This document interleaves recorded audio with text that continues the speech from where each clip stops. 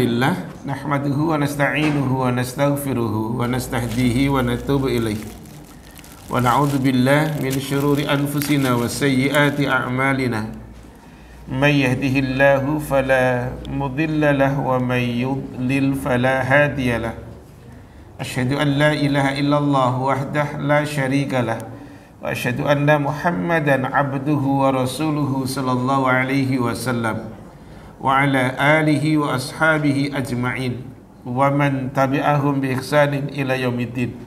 Ana minta tolong tisu deh, satu aja, satu lembar. Ya ayyuhalladzina amanu ittaqullaha haqqa tuqatih wa la tamutunna illa wa antum muslimun. Amma ba'du. Syukran, satu aja. Syukran. Umat fillah, a'azzani Allah wa iyyakunna jami'an. Semoga Allah memberikan izzah kemuliaan kepada ummahat para tamu semuanya yang hadir di rumah Allah Al-Mutmainnah. Afwan jiddan, mohon maaf sebelumnya telat, yang biasanya anak ada waktu untuk rehat istirahat, tapi ini tadi total keseluruhan anak itu mau keluar Jatiwaringin sangat tidak mungkin karena panjangnya mengularnya itu sudah sampai di jauh, udah jauh yang di Jatiwaringin. Anak terus lewat di ngambil keputusan lewat UKI tadi, telepon Ukhti Rere tadi. Ternyata semua raker Jakarta hari ini total gitu, total ya. Baik, afwan sebelumnya kita akan melanjutkan di nomor hadis yang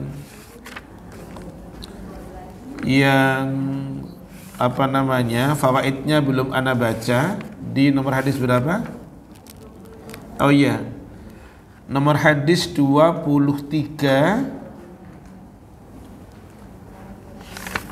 Sebentar, yang belum ana baca di fawaid nomor berapa? Sebentar.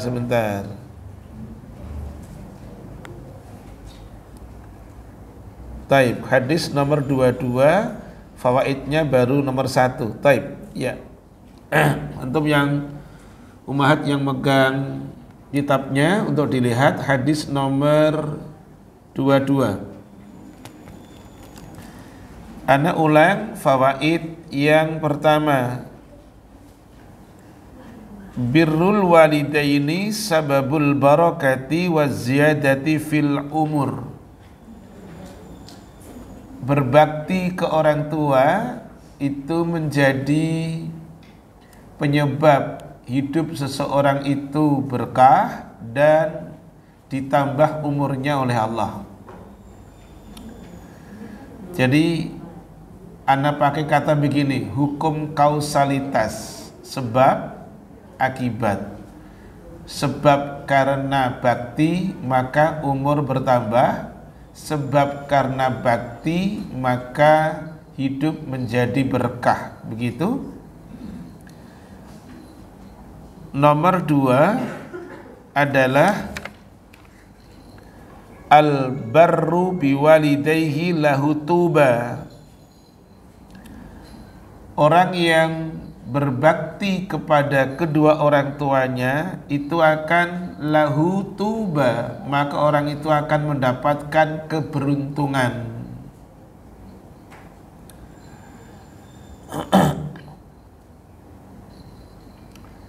Apa keberuntungannya? Yaitu dikatakan di sini qasmun khassun minal jannah, yaitu bagian tertentu dari surga, golongan tertentu dari surga. Taib. Kita akan masuk di nomor hadis 23. Jangan tengok, lihat yang punya kitab. Babnya tersendiri, ummahat para tamu Allah. Babnya adalah la yastaghfiru li abihi al-musyrik. Tidak boleh memohonkan ampunan untuk orang tuanya yang dimana orang tuanya tidak muslim. Tidak boleh. sekalipun orang tuanya, sekalipun karib kerabatnya, siapapun dia pokoknya tidak boleh. Menawarkan Islam boleh, sebagaimana Rasul SAW kepada pelayan beliau, anak orang Yahudi. Mendoakan boleh, tapi mendoakan soal pengampunan tidak boleh. Taib. Hadisnya sekarang untuk dilihat. Haddasana Ishaq. Imam Bukhari mengatakan, Ishaq telah mengatakan kepada diriku, akhbarona Ali bin Husain,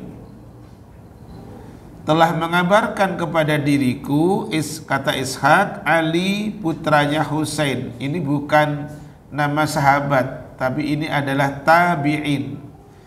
Kalau sahabat Rasul dibalik Husain putra Ali, ini tidak, Ali bin Husain. Qal, ia berkata, haddasani abi, kata Ali bin Husain, bapakku menceritakan kepada diriku, an Yazid an-Nahwi, dari Yazid an-Nahwi, an Ikrimah, dari Ikrimah, an Ibni Abbasin radhiyallahu ta'ala anhuma fi qawlihi azza wa jalla, dari Ibnu Abbas, semoga Allah meridai keduanya, beliaunya adalah sahabat Rasul muda, anaknya Abbas. Abbas adalah siapa? Saya tanya, hadiah langsung deh. Abbas siapa? Yo, tak kasih hadiah. Siapakah Abbas? Kayak pertanyaan mungkar nakir ya, berat ya. Siapakah Abbas? Abbas itu, baik, Abbas adalah saudara kandung Abdullah, berarti paman Rasulullah SAW. Putra siapa berarti Abbas? Abdul Muthalib. Sudah nggak berlaku hadiah? Iya, enggak, maksudnya tadi kan gitu, nanti no tagih. Baik, nanti lagi. Nah, Abbas memiliki dua putra, hadiah deh. Satu Abdullah, nomor dua siapa? Pernah saya sebutkan di sini kok. Nah, batal hadiahnya. Anaknya Abbas dua, satu Abdullah bin Abbas, berarti yang sering kita dengar dengan nama Ibnu Abbas radhiyallahu anhuma. Yang kedua namanya Fadl. Fadl itu adiknya Abdullah. Jadi putranya Abbas adalah dua, Abdullah dan Fadl. Taib. Di dalam Al-Quran suratnya surat 17, silahkan untuk dilihat ayatnya 23 dan 24. Ayat surat 17 ayat 23. Silakan untuk dilihat. Wa qadha rabbuka, dan Tuhanmu telah memerintahkan, Tuhanmu telah memutuskan, alla ta'budu illa iyyah, janganlah kalian beribadah kecuali kepadanya semata. Ini tauhid. Larangan ibadah kepada selain Allah, perintah ibadah untuk tauhid. Kemudian wabil walidaini ihsana, dan berlaku baik, berlaku ihsan kepada kedua orang tua. Larangan beribadah kepada selain Allah dan perintah untuk berlaku ihsan kepada orang tua. Ini ulama memberikan penjelasan dengan mengatakan yuqarrinullahu ala haqqihi wa haqqil walidain.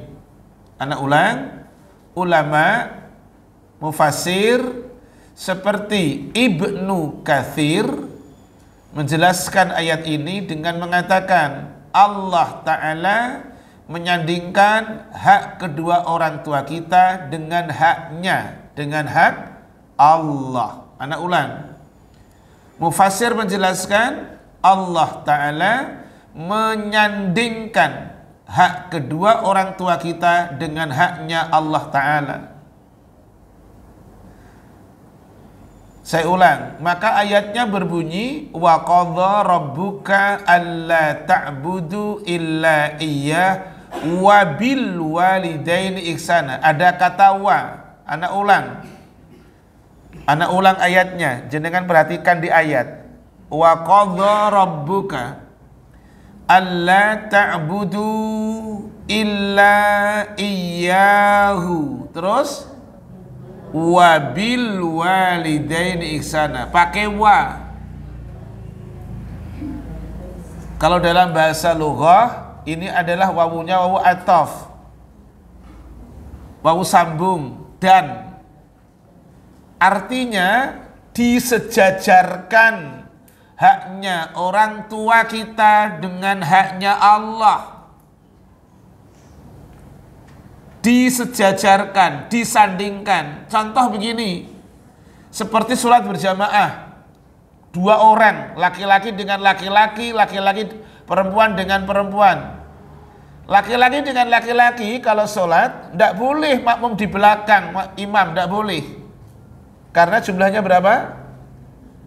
2 orang. Saya ulang, sholat berjamaah kalau 2 orang, berarti imamnya dan makmum.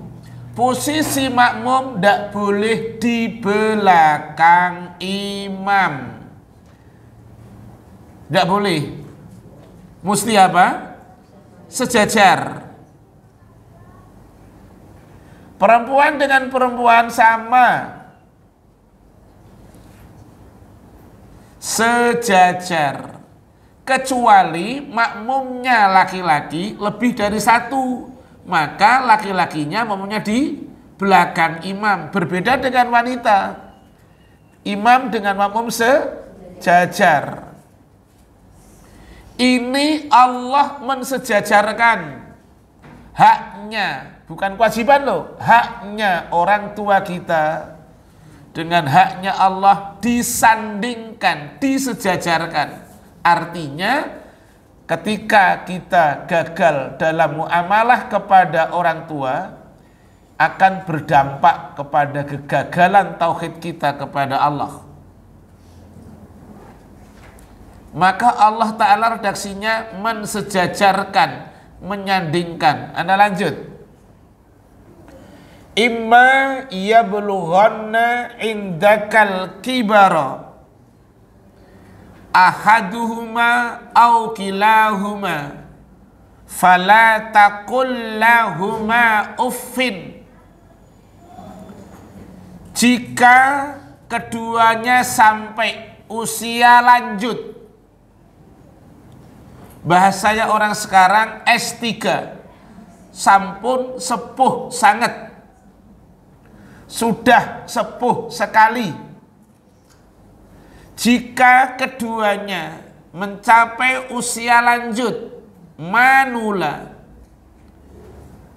atau salah satu dari keduanya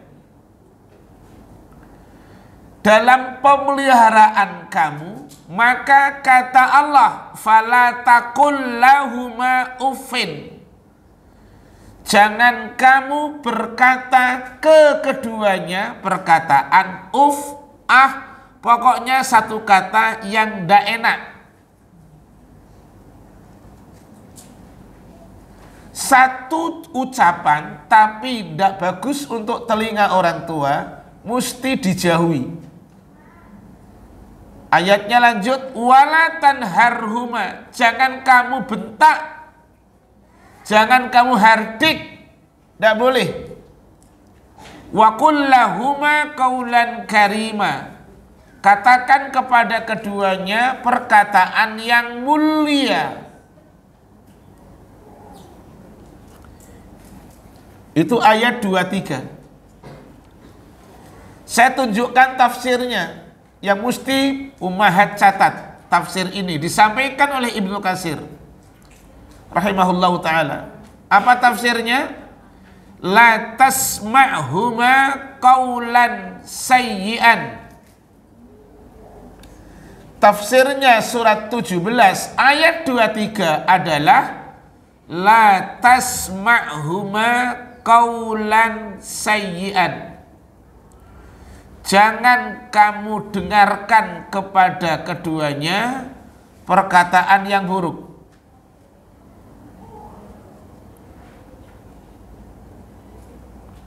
Hatta walat ta'fif, hingga ucapan atau tidak boleh. Alladzi huwa adna maratibul qawli say', bahwa ucapan atau itu lebih rendah tingkatannya daripada ucapan yang paling buruk. Jadi tidak boleh, apalagi yang lebih dari itu tidak boleh. Ini penjelasan yang disampaikan oleh mufassir. Kemudian fanasakhatha al-ayatu fi bara'ah. Kemudian ayat tadi terhapus oleh ayat yang lain secara makna dengan surat Al-Bara'ah, surat nomor 9. Ayatnya Ana belum nyampe di ayat yang ke-24 tadi ya, baru 23 ya. Taib. Ayat 24 sekarang. Wahfid lahuma janahadzulli, rendahkanlah dirimu kepada keduanya, minar rahmah, dengan kasih sayang. Wakul, dan katakan, Rabbi irhamhuma, Tuhan sayangi keduanya, kama rabbayani shaghira, sebagaimana keduanya telah mendidik aku sejak aku kecil. Di ayat 24 ada perintah dari Allah Ta'ala untuk mendoakan orang tua. Tapi kata mendoakan orang tua terhapus dengan ayat 113. Suratnya 9. Sekarang jenengan buka suratnya 9, ayatnya 113. Saya tambahi ayat 114. Monggo. Minta tolong yang megang mic ada? Belum ada mic-nya? Belum? Baik. Oh ini apa? Ya, mic-nya. Ya, baca artinya surat 9, 113 dan 114.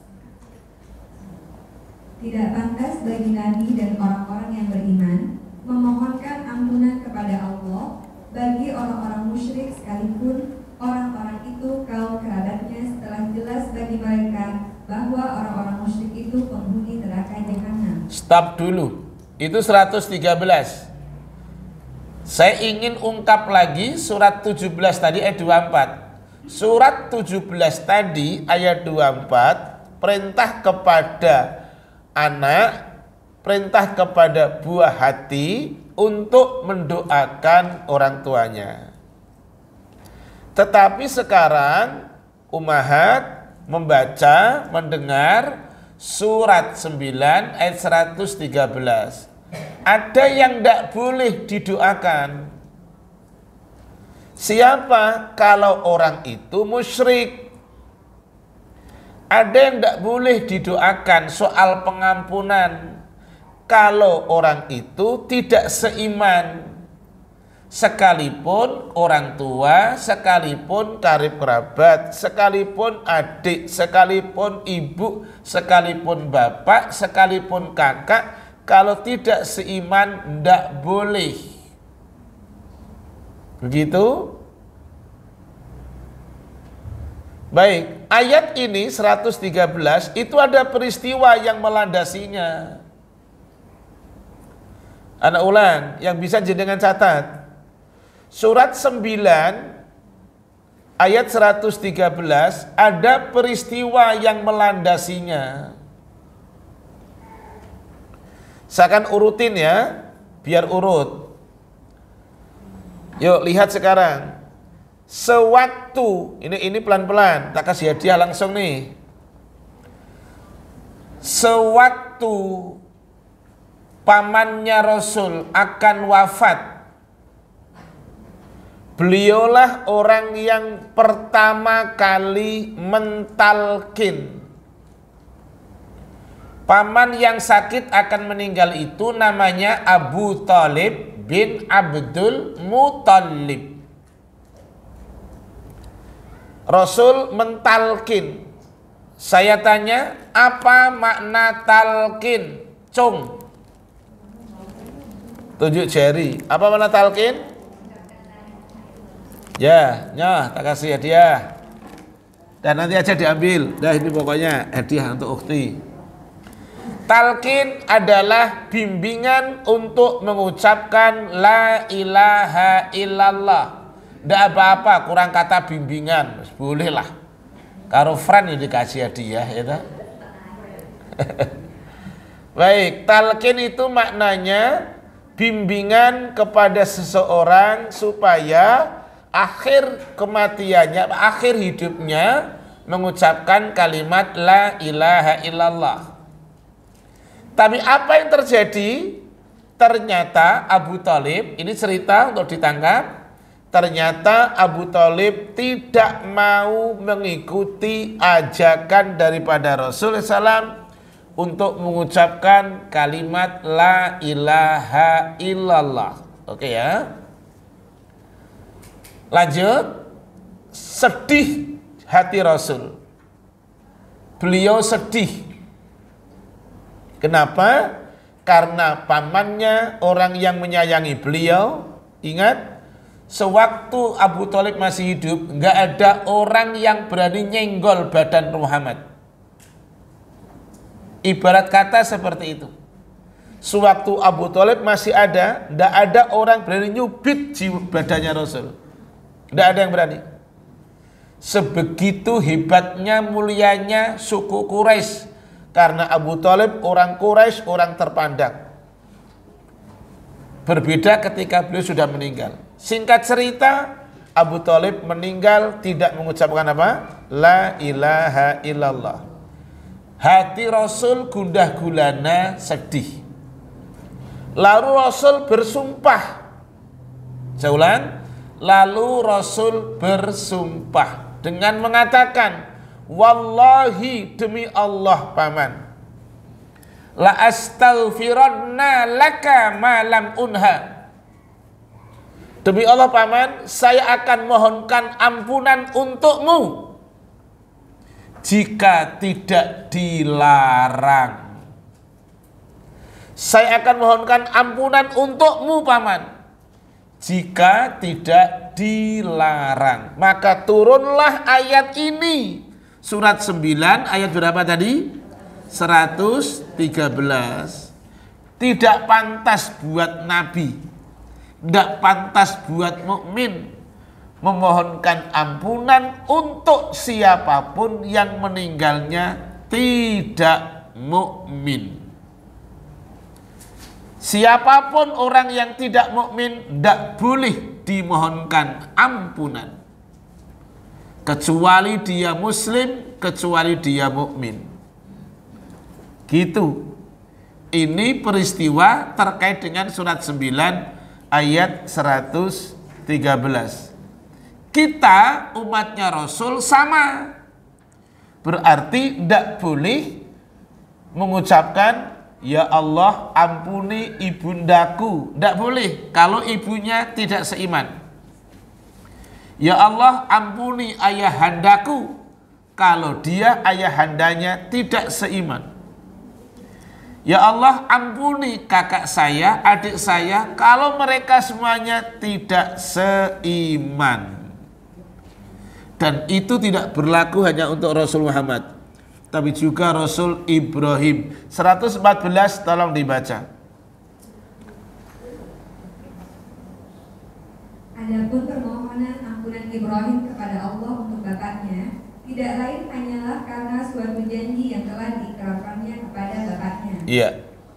Maka ketika jelas bagi Ibrahim bahwa bapaknya adalah musuh Allah, Ibrahim berlepas diri darinya. Sungguh Ibrahim itu seorang yang sangat lembut hatinya lagi penyantun. Ibrahim berlepas diri dari ayahnya. Pertanyaannya, siapa ayahanda Ibrahim namanya? Tunjuk jari. Tunjuk jari dulu. Siapa namanya? Siapa? Azhar. Lumayan 50%. Azhar. Azhar itu artinya bunga. Dah tak kasih jenengan. Wis wani jawab kok. Ngaji di Muntainah tuh begitu. Salah sidik dikasih hadiah. Benar ya gini. Tadi talqin nggak tahu artinya. Sebenarnya disuruh ngucapin la ilallah, tak kasih hadiah tuh. Yuk lanjut sekarang. Kita lihat, saya ulang, kita lihat sekarang fawaidnya.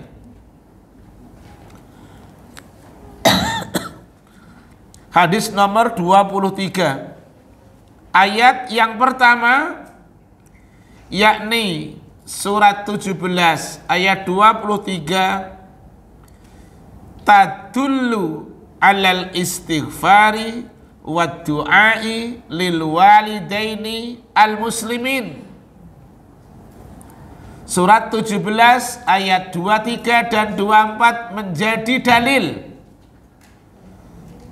tentang bolehnya memohonkan ampunan dan doa untuk orang tua yang muslim. Jadi wajib buat anak untuk mendoakan buat orang tuanya yang soal pengampunan yang muslim dan mendoakannya. Ingat, doa anak yang soleh itu tidak terputus. Kata Rasulullah SAW, ketika anak Adam meninggal terputus amalnya kecuali 3 perkara: sedekah jariyah, ilmu yang diambil manfaatnya, dan yang ketiga doanya anak soleh. Sedekah berarti berbagi. Ilmu yang manfaat, ilmu apa saja, yang penting Allah ridho dan manfaat, bukan ilmu yang tidak manfaat. Makanya dengan dunia medsos, saya punya tetangga, pahala dia kayak mengalir kemana-mana. Dia laki-laki, pinter masak, pinter make TikTok. Dia Masya Allah, pokoknya pinter lah. Saya akui, pakai jempol kaki saya dan tangan, jempol 4 lah. Pinter main IT, pinter main, wes pakai top cer lah. Seneng ngaji sunnah, pinter masak, wes pakai top markotop les. Jadi tiap hari sesudah ngaji dari subuh tadi, kan tadi saya ngaji subuh. Terus kemudian dia habis itu ada kesempatan sebelum dia kerja, dia main TikTok dulu. Ngajari 1 rumus untuk masak. Wah, Masya Allah gitu. Pinter sebagai top markotop lah, pinter lah itu ya Allah. Sampai ini saya sampai gini, sampai nggak pinter ngaji tapi pinter sampai ngajari orang untuk masak. Yang nonton ya laki-laki, yang nonton Masya Allah, ya perempuan. Tiap hari itu pokoknya ngajari gimana 1 rumus untuk masak. Itu ilmu yang diambil kemanfaatannya. Coba bayangin, kalau si A, si B, si C semuanya coba terus bergulir saling saling tukar ilmu, Masya Allah, pahalanya mengalir itu. Yang ketiga, doanya anak yang salih. Makanya dari sekarang kondisikan buah hati untuk bisa doa buat orang tuanya. Salah satunya di ayat 24 surat 17 tadi, yang biasa dihafalkan oleh jenengan, Rabbighfirli wali walidayya warhamhuma kama rabbayani shaghira. Redaksi seperti tidak ada dalam Quran dan hadis. Boleh Ustaz? Ya boleh, walaupun tidak ada dalam Quran hadis. Redaksinya benar. yang ada dalam Quran, Rabbi irhamhuma kama rabbayani shaghira. Itu di Quran surat 17 ayatnya berapa tadi? 24. Atau tolong dibaca Arabnya dan artinya, pendek, suratnya 14 ayatnya 41. Tolong dibaca Arabnya dulu. Surat 14 Ibrahim ayatnya 41.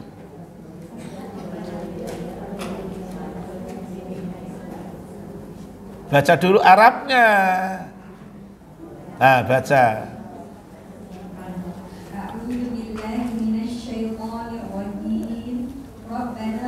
Ini sudah, ini kayaknya ngajinya dengan syekhah kayaknya ini. Ya, lanjut monggo. Ya, silakan. Karena saya lihat dari nadanya ini nada syekhah yang saya kenal. Lah ya, karena nada syekhah seperti ini. Termasuk guru TPQ di tempat saya itu saya suruh belajar dengan syekhah ini. Si siapa namanya? Bukan Azlam, siapa namanya? Ahlam, Syekhah Ahlam. Karena guru-guru saya yang ada di SD, TK, tak suruh belajar dengan ini waktu Ramadan tahun yang lalu lah. Dengan Syekhah Ahlam. Yuk, monggo dibaca, diulang. Isti'adzah. A'udzubillah. A'udzubillahi minasyaitonir rajim. Rabbana ighfirli wa liwalidayya wa lil mu'minina yauma yaqumul hisab. Dah, paham toh? Pendek kan? Rabbana ighfirli, satu, Rabb ampuni saya. Wali walidayya, Rabb ampuni kedua orang tua saya. Walil mu'minina, Rabb ampuni orang-orang mukmin semuanya. Yauma yakumul hisab, saat nanti terjadinya hari perhitungan. Jadi jenengan baca doa ini sudah memberikan sumbangsih doa. Satu untuk diri sendiri, dua untuk orang tua, tiga untuk mukmin semuanya yang tanpa jenengan kenal pun jenengan doakan. Hebat tak? Sekarang Cung yang hafal. Oke, monggo itu dulu. Ayo yang hafal, ayo. Nggak apa-apa, belakang. Udah toh belakang.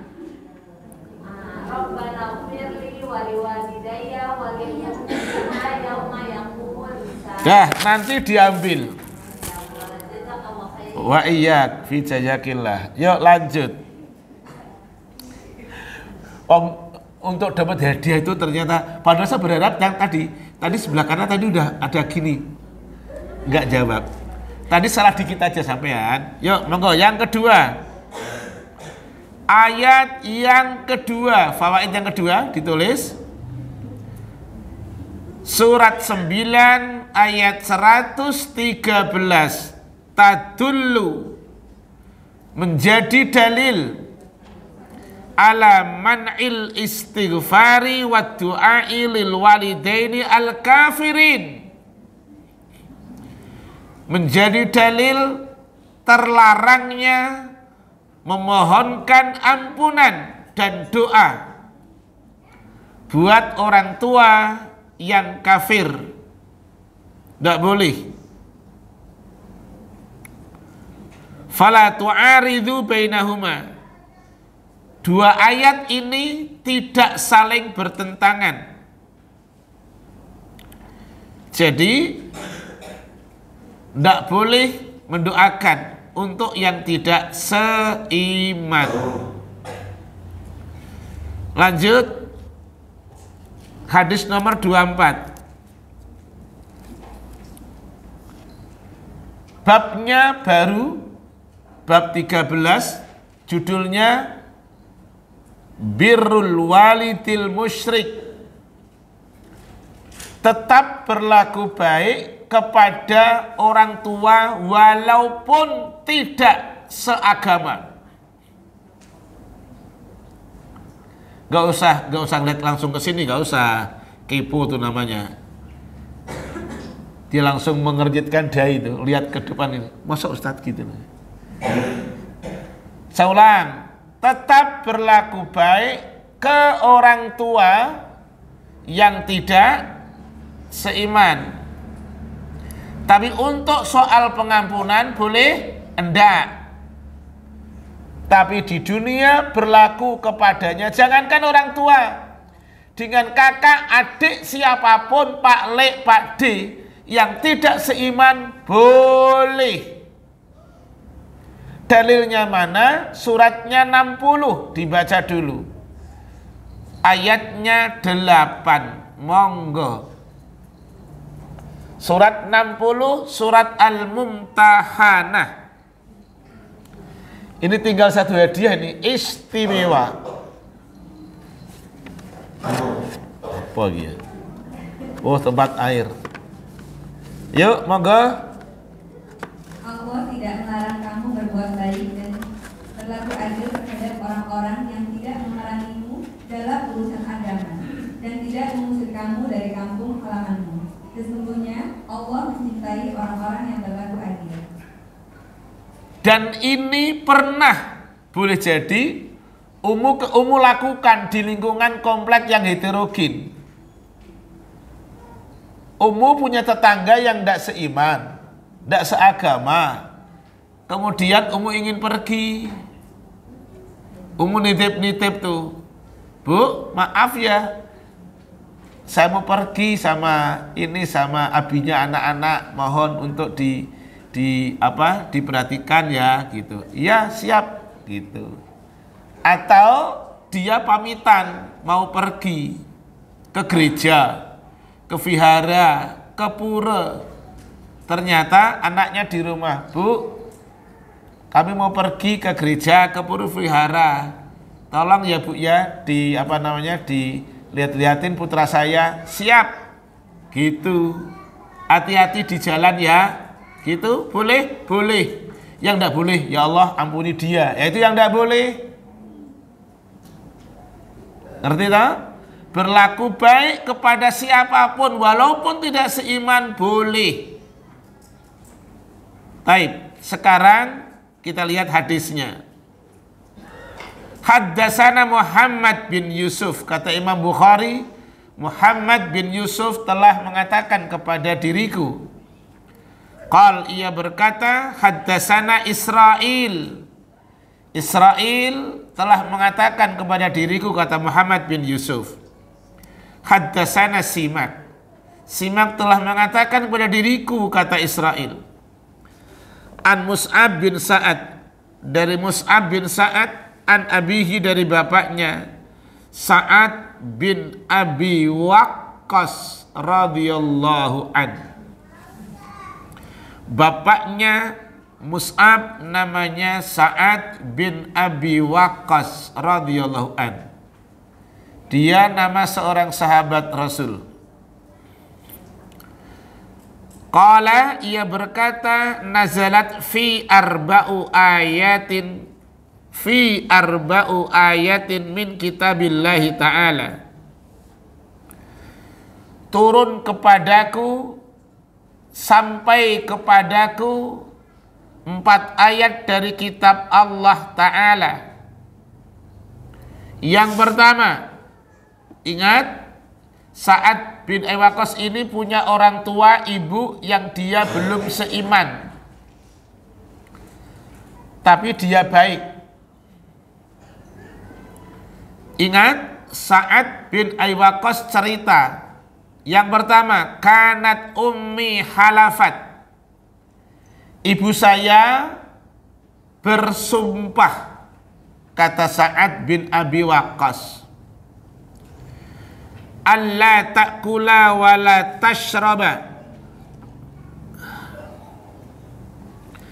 Dia tidak akan makan dan dia tidak mau minum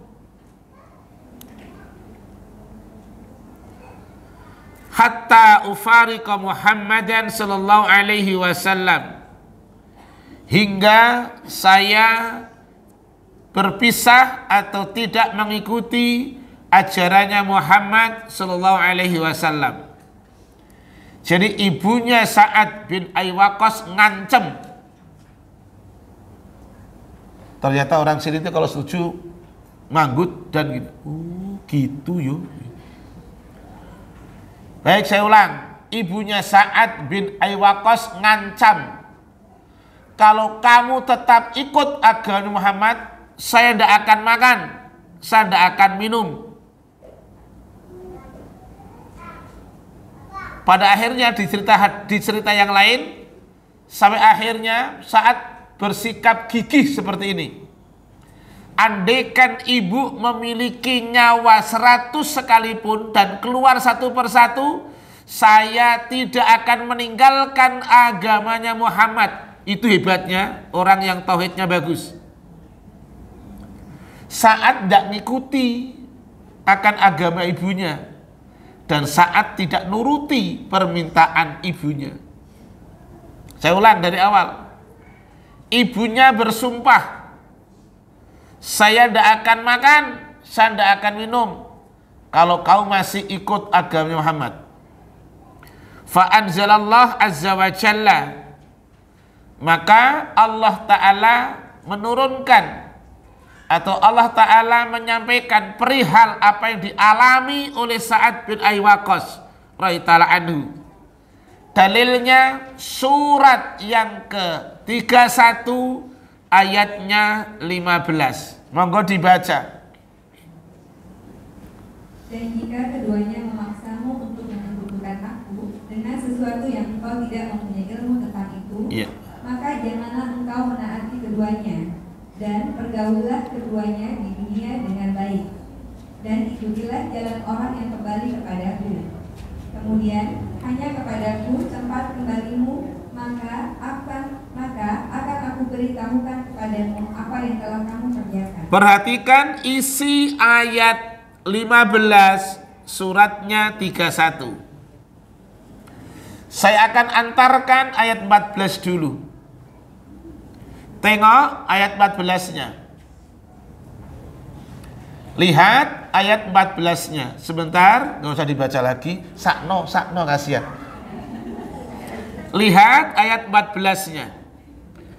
Ayat 14-nya itu isinya perintah dari Allah supaya bakti ke kedua orang tua tanpa terkecuali. Tapi tidak untuk ayat 15. Bakti itu pakai syarat. Bakti itu pakai syarat. Kalau orang tua ngajak kamu kepada yang tidak benar, jangan kamu bakti ini. Jangan ditaati. Apalagi orang tua ngajak tidak benar, ngajak kepada kesyirikan. Jangan dipatuhi, jangan ditaati. Oke, lanjut. Berarti kepatuhan dan ketaatan kepada orang tua bukan harga mati. Lihat dulu ajakannya, seruannya ke arah mana. Kalau seruan ajakannya mengarah kepada yang tidak menyelisihi agama, Allah dan Rasulnya ridho, patuhi. Sekalipun orang lain, maaf, tidak setuju, tetap patuhi selama Allah dan Rasulnya ridho. Tetapi jangan dipatuhi kalau ajakan dan seruannya Allah dan Rasulnya tidak ridho, sekalipun kanan kirimu ridho.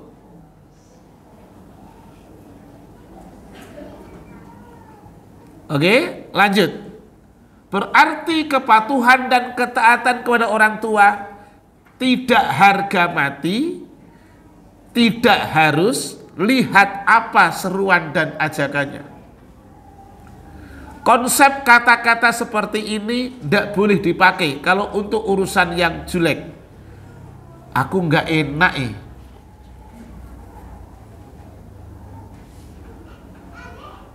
Saya ndak enak pakai sekarang logika kita. Apakah Ibrahim alaihissalam ikut kegiatan ayahnya? Ndak. Ibrahim ndak ikut kegiatan ayahnya. Rasul Muhammad ndak ikut peribadatan pamannya. Ndak.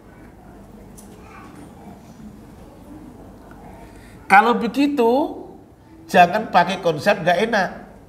Apalagi cuma tetangga. Lah, kita ini sering menggunakan kata itu. Perhatikan, saya akan contohkan. Gimana Bu, ntar sore datang gak?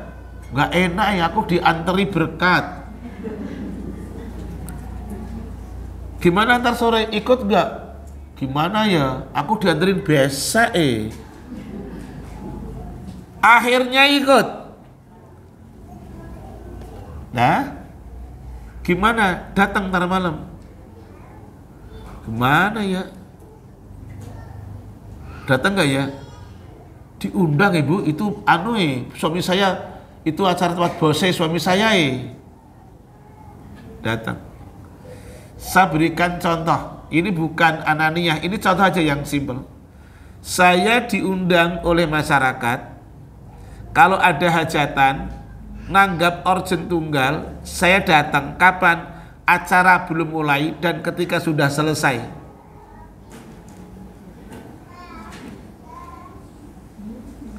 Jadi acara belum mulai, kan mulainya biasanya jam 10 tuh atau jam 9, breng. Saya datangnya jam 8. Walaupun yang punya rumah begini, loh kok datang pagi-pagi? Belum ada makanannya, ndak apa-apa, salaman, tempel, sudah selesai, maaf ya. Apa yang ada aja lah. Gitu, adanya kuah, ya nggak apa-apa. Apa yang ada deh. Wih, yang ada daging, jual daging aja sini, nggak apa. Artinya, ini itu guyon. Artinya, mulai ketika yang maksiat itu belum mulai. Atau datang ketika sudah selesai bubaran. Jenengan datang, maaf, urgent tunggal macam-macam sudah kukut semuanya, sudah selesai. Jenengan datang. Yang punya rumah paling begini lagi, maaf sudah habis, tidak apa-apa, kan masih ada air putih. Daripada jenengan hadir, jenengan tangan begini nanti sambil makan, ngambil piring, kemudian gini, kakinya begini. Kakinya ikut gerak-gerak jenengan, berarti menikmati.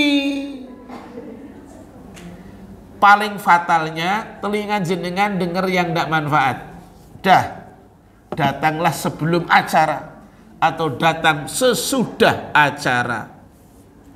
Yang penting datang. Kenapa? Karena konsepnya wa idza ta'aka fa'ajibhu, kata Rasul. Hak muslim satu dengan yang lain ada 6. Salah satunya ketika dia ngundang kamu datang, kecuali undangannya maksiat.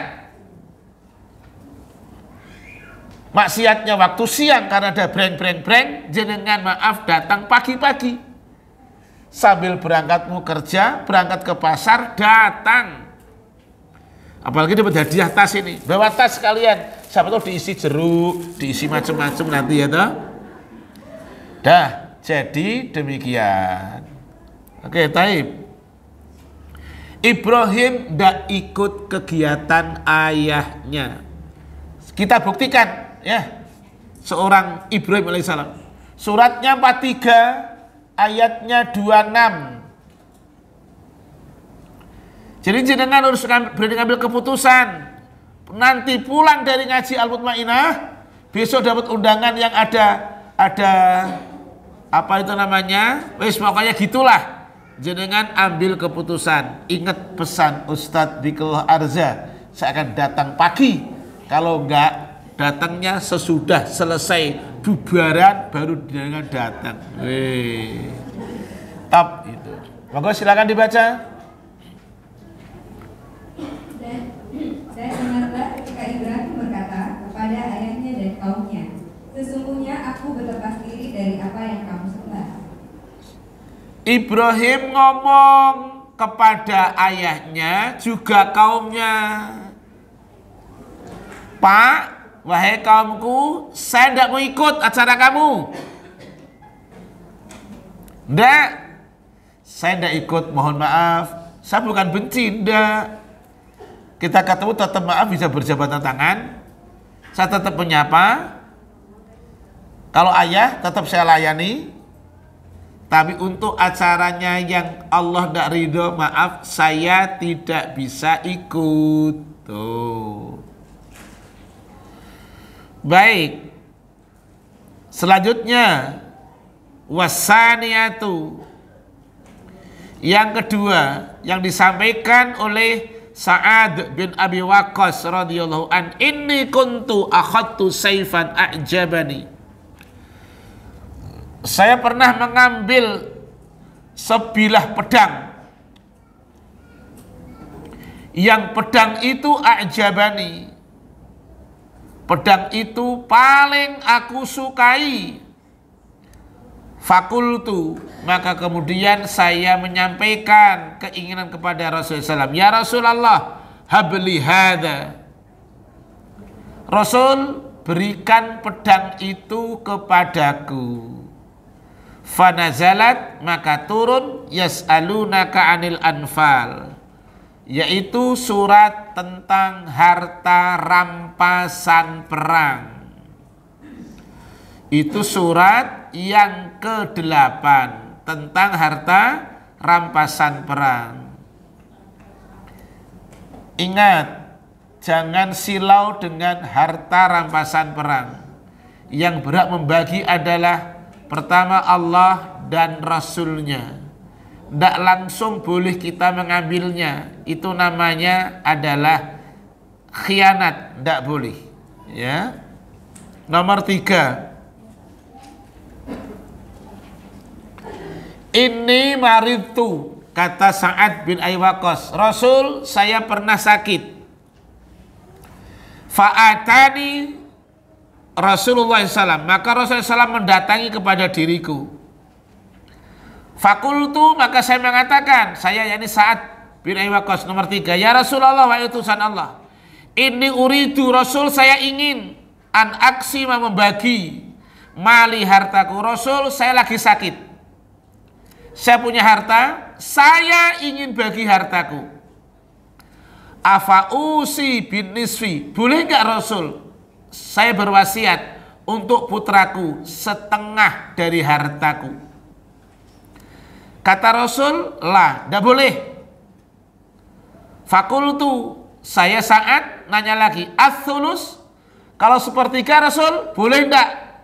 Fasakata, Rasul cicing. Apa cicing? Diam. Itu bahasa kasar cicing ya. Saya halus apa tahu yang halus? Sampai juga sudah peduli karo nyong lah. Rasul diam. Fakana ats-tsulusu ba'dahu jaizan. Sepertiga itu boleh. Kalau separuh tidak boleh. Artinya kalau punya harta, anaknya maaf cuman 1, apalagi banyak, anak 1 kemudian maaf masih hidup, kemudian memberikan hibah kepada anak dengan jumlah separuh dari harta, enggak boleh. Yang boleh sepertiga.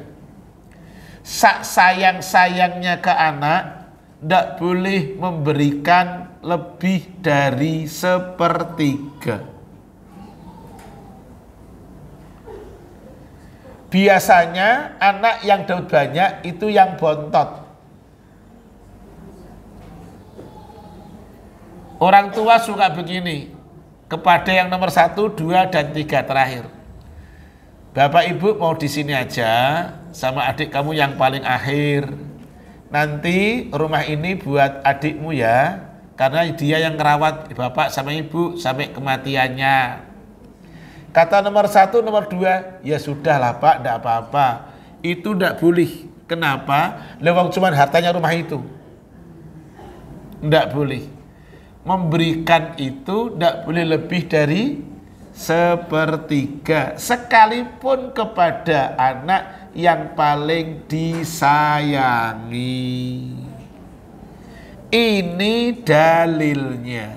Loh gitu. Karena orang tua masih hidup. Beda nanti ketika sudah meninggal akan jatuh hukum waris. Tuh. Terus nomor 4. Nomor 4. Inni syarabtul khamra ma'a qaumin minal ansar. Kata Sa'ad bin Abi Waqqas, Rasul, saya pernah minum khamar berbarengan sama orang Ansar, kata Sa'ad. Fadaraba rajulun minhum anfi bilah yai jamal. Tetapi Rasul, salah seorang dari mereka orang Ansar, memukul dengan rahang unta ke pipi saya. Fa'ataitun Nabi Sallam, maka Nabi Sallam kemudian datang kepada saya dan menyatakan akan tahrimal khamri, tentang haramnya khamr. Nomor 4 adalah tentang haramnya khamr dan sejenisnya. Karena khamr itu adalah pintunya segala keburukan. Tidak boleh. Baik. Buka suratnya 5 ayatnya 90 dan 91. Monggo.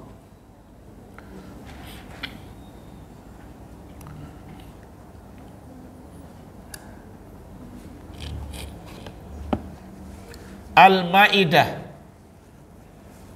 Wahai orang-orang yang beriman, sesungguhnya minuman keras, berjudi, berkurban untuk berhala, dan mengundi nasib dengan anak panah adalah perbuatan keji dan termasuk perbuatan setan. Maka jauhilah perbuatan-perbuatan itu agar kamu beruntung. Itu ayat 90, termasuk di dalamnya minuman khamar, keji. Lanjut. Dengan minuman keras dan judi itu, setan hanyalah bermaksud menimbulkan permusuhan dan kebencian di antara kamu, dan menghalang-halangi kamu dari mengingat Allah dan melaksanakan sholat. Maka tidakkah kamu mau berhenti? Ini yang ke-91 ayatnya. Akibat minum khamar sudah dibuktikan. Allah jauh-jauh hari sudah mengatakan, dan kenyataan seperti itu. Orang minum khamar itu rentan untuk berantem. Orang minum khamar rentan untuk emosi, amarah. Ustadz, ada yang minum tapi tidak amarah, tetap tidak boleh.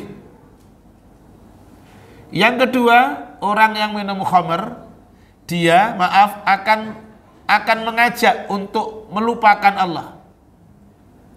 Ada orang mengatakan, Ustadz, ada orang yang dia minum khamar tapi juga sholat. Kata Rasul, sholatnya nggak diterima.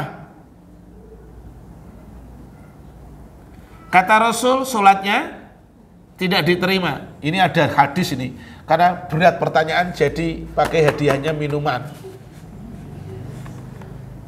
Rasulullah itu mengatakan, orang safarnya jauh, tapi pakaiannya haram, minumannya haram, dipenuhi serba haram. Bagaimana mungkin doanya, ibadahnya diterima? Arba'in nomor berapa ya? Ada yang tahu nggak ya? Ada yang tahu nggak ya? Hadiah minuman wapi, botole. Wapi larang ini, kita Al-Mutmainnah. Ayat hadis nomor berapa? Kelamaan nantilah. Nanti tanya lagi lah. Yuk buka Arba'in nomor 10. Yuk. Monggo dibaca Arba'in nomor 10. Yang punya HP bisa dibuka di googling, yuk.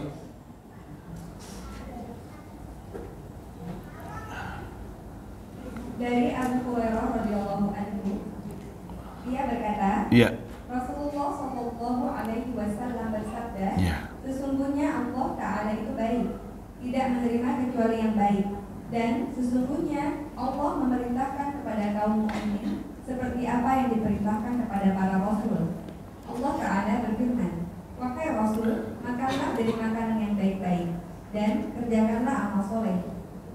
Quran Surat Al-Mu'minun 51. Terus Dan Allah Ta'ala berfirman, wahai orang-orang yang beriman, makanlah dari rezeki yang baik yang kami berikan kepadamu. Quran Surat Al-Baqarah 172. Terus Kemudian Rasulullah SAW menyebutkan, seseorang yang lama berpergian, rambutnya kusut, berdebu, dan menengadahkan kedua tangannya ke langit.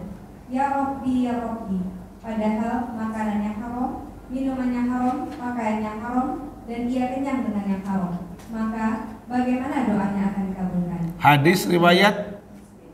Makasih. Jelas kan? Bagaimana mungkin doanya, ibadahnya dikabulkan? Kalau ada makanan haram, kalau ada minuman haram, kalau ada pakaiannya haram, semuanya serba haram. Sia-sia. Gitu. Jadi mestinya hadis nomor 10 ini dibaca oleh para petinggi negara. Benar ya? Yakin. Yang para petinggi itu muslim, karena ibadah kan. Mestinya dibaca oleh mereka itu. Benar. Lah, waktu baca di depan istri dan anaknya. Anaknya seneng ngaji. Jadi nanti gitu. Tuh, Pak, ih ngeri ya, Pak, gitu. Istrinya ngaji, nanti iseng gitu. Pak, ngeri ya, Pak, gitu. Iya, baik, mari sekarang kita lihat fawaidnya nomor 1. Hadis nomor 24.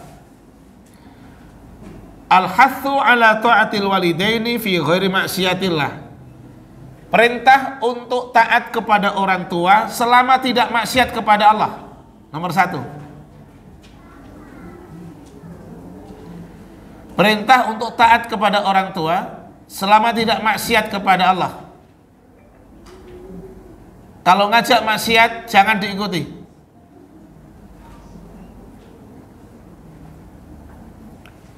Nomor 2, fawaidnya fadlul birri wal ihsani ma'al walidaini al musyrikin. Keutamaan berlaku baik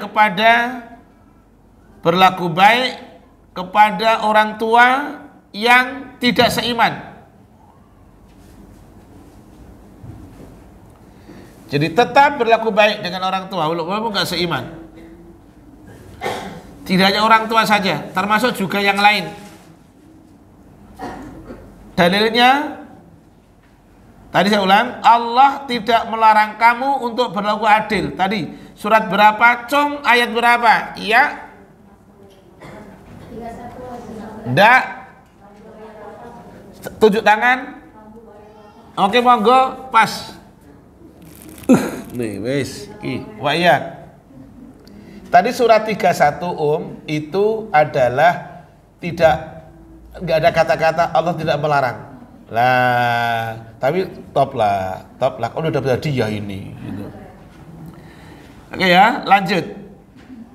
Jadi keutamaan berlaku baik pada orang tua yang tidak seiman. Tapi di ayat yang lain tadi sudah ditebak, surat 60 ayat yang ke-8 Al-Mumtahanah, Allah tidak melarang kamu untuk berlaku baik kepada siapapun yang tidak seiman. Kalau dia tidak memerangi kamu, dia tidak memusuhi kamu. Taib. Nomor 3. Fadlul ummatil Muhammadiyati ala sairil umami bi annal ghanimata qad halat laha duna ghairiha. Bahwa dalam hadis tadi berbicara tentang keutamaan umatnya Rasul Muhammad SAW di atas umat-umat yang lain, karena umat Muhammad dihalalkan untuk mengambil harta rampasan perang. Boleh.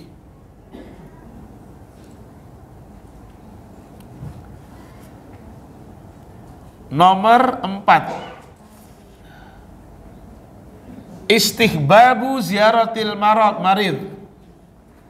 Dorongan anjuran untuk menziarahi orang sakit. Makna ziarah itu bahasa Arab. Kata ziarah tidak harus ke kuburan. Jadi kalau nanti ada anggota taklim Al-Mutmainnah bilang begini, insya Allah nanti sore Anda mau ziarah ke rumah enak aja, mati aja belum, jangan begitu. Ya, berarti belum paham. Saya ulang, jangan begitu. Ziarah itu artinya apa? Mengunjungi. Yang dikunjungi boleh masih hidup, boleh sudah tiada. Tapi hadis tadi maknanya anjuran, karena hak muslim ada 6 kepada muslim yang lain. Saya sebutkan satu-satu. Haknya muslim, 1, kalau ketemu ngucapin salam.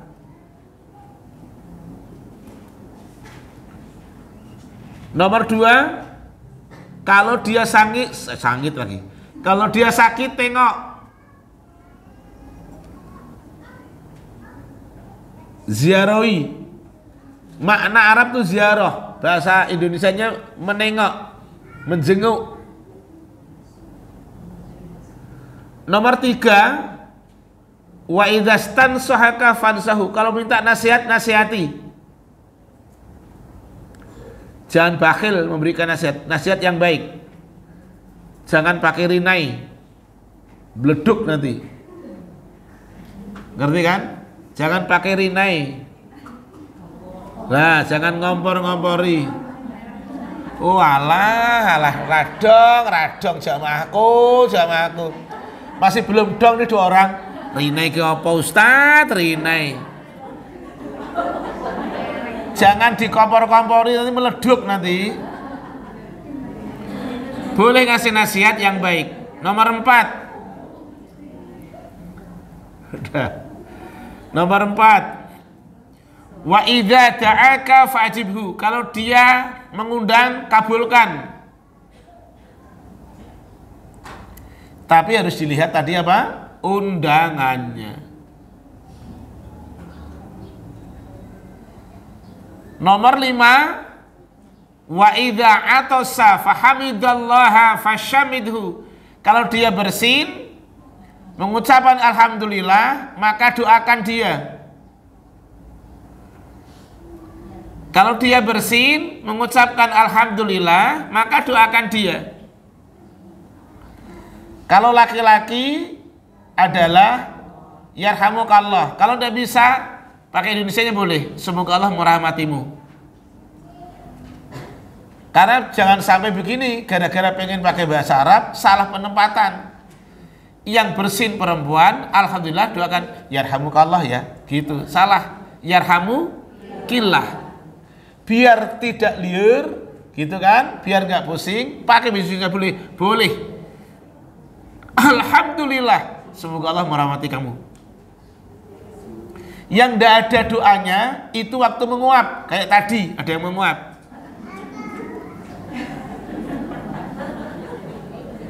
Menguap tidak ada bacaan, benar wis. Nggak ada begini. Oh ya Allah, nggak ada kata ya Allah, benar. Nyari dalilnya nggak ada. Kelihatannya sok Islami, padahal nggak tuh. Kan suka ada begitu tuh. Pakai dilafalkan. Astagfirullah. Seolah-olah istighfar. Enggak ada.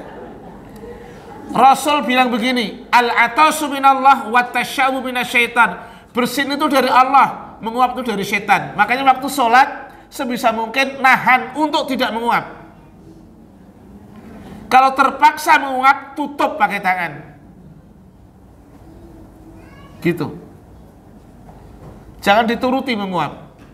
Tidak boleh. Apalagi dibuka gitu. Sesolehah-solehahnya orang mutmainnah, kalau menguap jelek, benar yakin. Benar, coba kalau percaya, suruh nilai bujumu nantilah.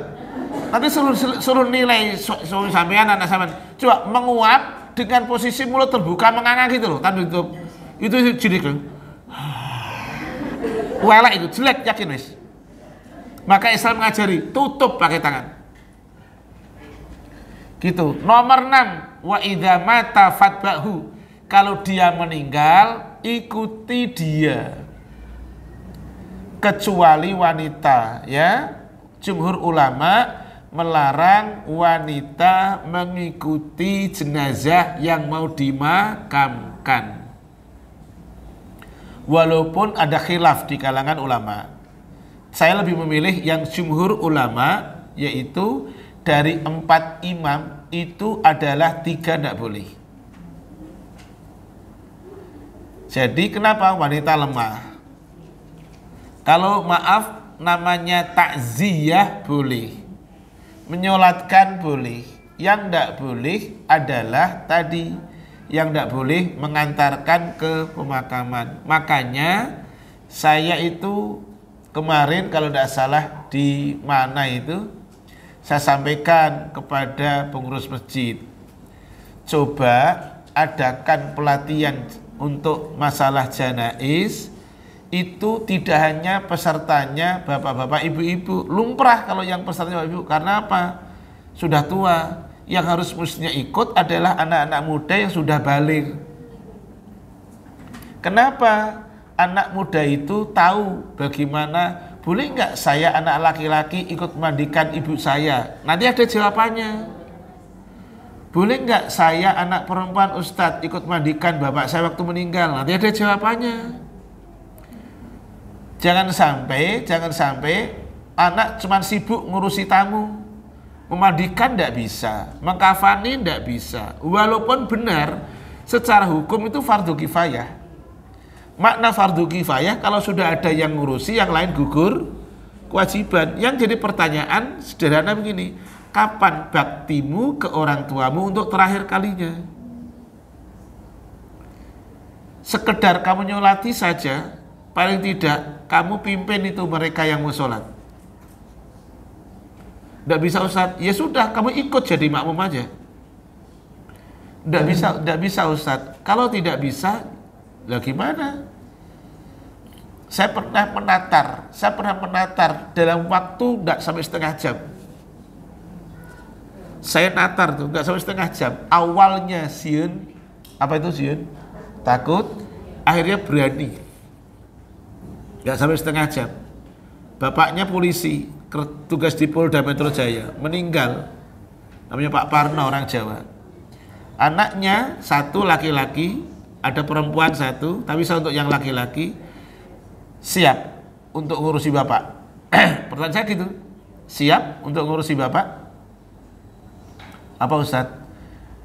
Memandikan, mengkafani, menyolatkan. Untuk urusan pemakaman biarkan mereka.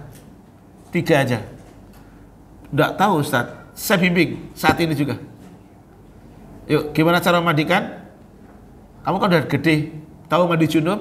Tahu Ustadz, mandikan orang tua seperti mandi junub. Gitu. Nomor 2, mengkafani. Saya bantu total, saya bantu. Saya instruktur, dia melaksanakan. Terakhir sholat, tadi sholat 4 takbir. Ingat-ingat, Fatihah, sholawat, doa untuk orang tua. Nah, minim saja. Allahumma firlahu warhamhu. Udah bisa semuanya. Itu aja dulu. Tahu Fatihah? Tahu. Tahu sholawat? Tahu. Bacakan semuanya. Saya dengerin. Siap dia jadi imam. Tahu. Gitu loh. Ya. Kita mudah. Yuk lanjut. Nomor apa? Nomor 5 ya. Selanjutkan ke nomor 5.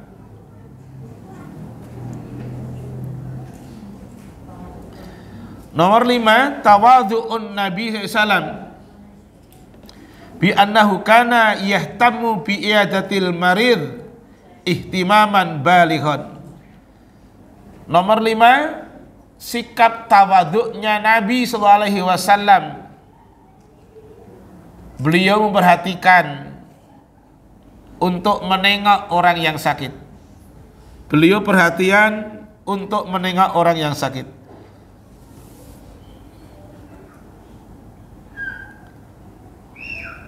Nomor 6, adabu jawazi ziyadati ala thuluthi fil wasiyah. Tidak boleh lebih dari 1/3 dalam hal berwasiat. Tidak boleh lebih dari 1/3. Maksimal berapa? sepertiga. Yang terakhir nomor 7, innal khamra haramun wa fihi mafasatun azimatun. Khamr itu haram dan terdapat bahaya yang sangat besar. Taib. Cukup untuk yang akan datang hadis nomor 25. Ada pertanyaan?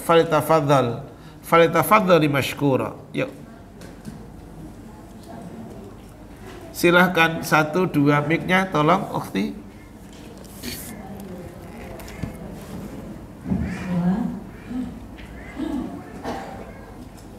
Bismillah. Pertanyaan yang pertama, mendoakan orang tua yang tidak seiman, tapi mendoakan untuk supaya dapat hidayah itu boleh. Terus sama satu lagi yang lain ketemu dengan kita nggak tahu bahwa kan sana tuh ada musiknya, tapi udah keburu datang gitu. Itu gimana? Iya, baik, terima kasih. Wa iya. Boleh mendoakan untuk saudara kita biar masuk Islam, boleh. Mau orang tua, mau siapapun. 2, sudah terlanjur masuk Ustadz ternyata. Tapi itu baik, menjaga etika, adab lebih penting. Kondisi seperti itu, tidak mungkin umum akan langsung tampil di podium langsung, woi matiin dulu, nggak boleh. Jangan, pulang nanti nggak selamat. Bagaimana caranya? Paling tidak hati tidak setuju. Paling tidak hati umum tidak setuju. Atau tadi sudah mau dimulai nih, umum sudah terlanjur belum ngambil makanan kan, ambil aja minuman langsung pulang. Terima kasih, izin ke dia, maaf mau ada keperluan, terima kasih ya sudah diundang saya, dah gitu ya. Jangan terus tadi belum pas mulai belum ambil nasi udah ambil nasi lah, tangannya begini. Jangan ya. Dah lanjut pertanyaan yang kedua. Monggo. Ya. Gimana? Assalamualaikum warahmatullahi wabarakatuh. Waalaikumsalam warahmatullahi wabarakatuh. Semoga Ustaz beserta keluarga selalu dalam lindungan Allah. Amin, amin doanya. Sekeran saya kira. Pertanyaan Ustaz, tapi di luar tema. Yang Tidak apa-apa. Apakah boleh kita belajar tahsin ketika kondisi kita sedang haid dalam bulan? Iya. Terus yang kedua, jika pakaian-pakaian kita yang dahulu yang kurang bahan gitu Ustaz, itu dikemanakan? Kalau kita kasih ke orang kan nanti kita juga dapat dosanya. Jadi sebaiknya diangkat. Terima kasih. Wa iyyak. Waalaikumsalam warahmatullahi wabarakatuh. Pertanyaannya bagus. Dua-duanya. 1, kondisi haid boleh nggak baca Quran? Boleh. Itu ada khilaf di kalangan ulama. Saya termasuk sependapat yang boleh, tetapi dengan syarat. Kalau bisa dengan toharoh, kenapa tidak? Saya gitu. Kalau bisa dengan berwudu, kenapa tidak? Tapi dengan kondisi yang sangat terpaksa, akhirnya melakukan boleh. Gitu. Kalau bisa opsinya yang pertama dengan toharoh, ambil yang terbaik. Dengan cara apa? Toharoh. Jenengan jualan kitab-kitab di mana? Jenengan jualan kitab-kitab di pasar. Salah satunya Quran. Ada pembeli. Bu, maaf bentar, itu Quran. Sebentar ya, saya tak wudu dulu. Tempat wudunya jauh. Boleh ngambil, ambil. Yang terjadi khilaf di kalangan ulama bukan soal membaca, menyentuh. Membaca boleh, mau haid mau tidak haid boleh. Yang jadi khilaf tentang menyentuh, seperti ini nih, menyentuh. Membaca boleh. Jenengan waktu haid ingin meninggalnya husnul khotimah, selalu zikir dengan ayat-ayat Allah, boleh. Oke ya. 2, bagaimana pakaian yang dulu Ustadz? Pakaian yang dulu bagaimana caranya? Tanyakan tukang jahit. Lu ya, tanyakan tukang jahit, tolong dijahit macam-macam. Saya punya tukang jahit, namanya Pak No. Pak No itu bisa modifikasi pakaian yang tadinya jelek jadi bagus. Atas warna apa? Tembel. Saya punya gamis 1. Dikasih sama Akhi Hidri ya, ini yang nonton ini nanti. Mas Akhi Hidri, orang dari Pekalongan, itu ngasih saya, bikinin saya, itu adalah gamis dengan bahan 3 sarung, bayangkan. Tapi karena dia desainer, dulu desainernya tidak sunnah, kemudian dia belajar sunnah, jadi 3 sarung dipotong-potong, kemudian ditempel dijahit jadi 1, tapi unik, bagus. Saya nggak pakai untuk sholat, tapi saya pakai untuk keseharian. Saya khawatir ganggu orang belakang saya untuk sholat, nanti ngitung berapa tembelannya. Lulanya dong, saya nggak ingin ganggu orang yang sedang sholat, nanti ngitung tembelan. Padahal itu memang tembelan, tapi bagus, unik, wapi, ya. Lah, kalau tidak bisa seperti itu, ya simpen saja, ya, simpen saja. Walaupun ada pendapat lain boleh diberikan kepada yang tidak muslim, karena memang dia, tapi saya belum tahu dalilnya, gitu ya. Saya lebih nyaman dalilnya adalah tadi saya contoh pribadi punya gamis dengan bahan 3 sarung, beda-beda. Sarungnya sarung Wadimor, iya. Karena saya beli bahannya. Saya punya 3 sarung, kata Mas Hidri, udah Ustadz bawa sini. Kemudian dibaca, ya. Ada lagi, silakan. Terakhir. Ini pertanyaan terkait bakti sama orang tua. Nah, sepanjang tidak maksiat kan kita harus bakti dan iya. ikuti ya Ustaz. Ini terkait dengan perbedaan penentuan Syawal atau Ramadan. Misal ada orang tua yang masih mengikuti organisasi tertentu. Apabila kita sudah pasang bahwa kita harus mengikuti pemerintah, betul. Tapi ada mudaratnya yaitu hubungan dengan orang tua, jadi Iya. waktu yang sempit ada Iya. tapi pada akhirnya ada yang kembali. Tapi kita bersedia bahwa kita tahu dari yang mana. Nah, Iya. apakah itu termasuk bahwa kita menghindari Sekeran. ajakan maksiat? Ya. Iya. Wassalamualaikum. Wa iya. Banyak contoh sebenarnya, bukan hanya Idul Fitri.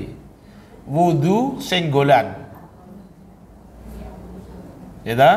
Wudu senggolan. Kemudian kata orang tua, batal kamu itu. Gitu umpamanya tak?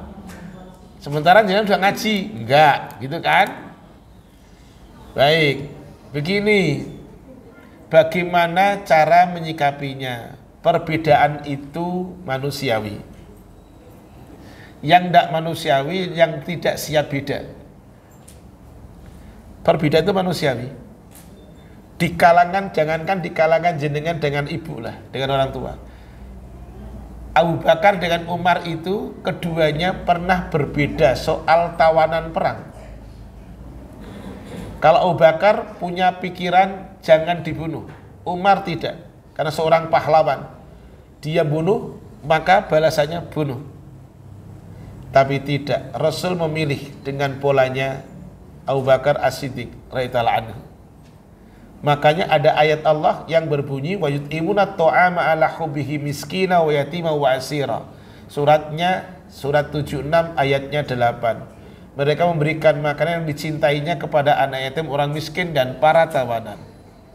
Terkait dengan pertanyaan, kalau ada perbedaan soal 1 Ramadan, soal 1 Syawal, bagaimana cara menyikapinya? Komunikasikan dengan baik. Komunikasikan dulu dengan baik. Kalau sampai tidak muncul al-mentok bahasa Arabnya, sudah mentok, tahu kan? Mentok ya? Tahu mentok? Kalau dipaksakan dengan pendapat kita, terjadinya pasti buruk.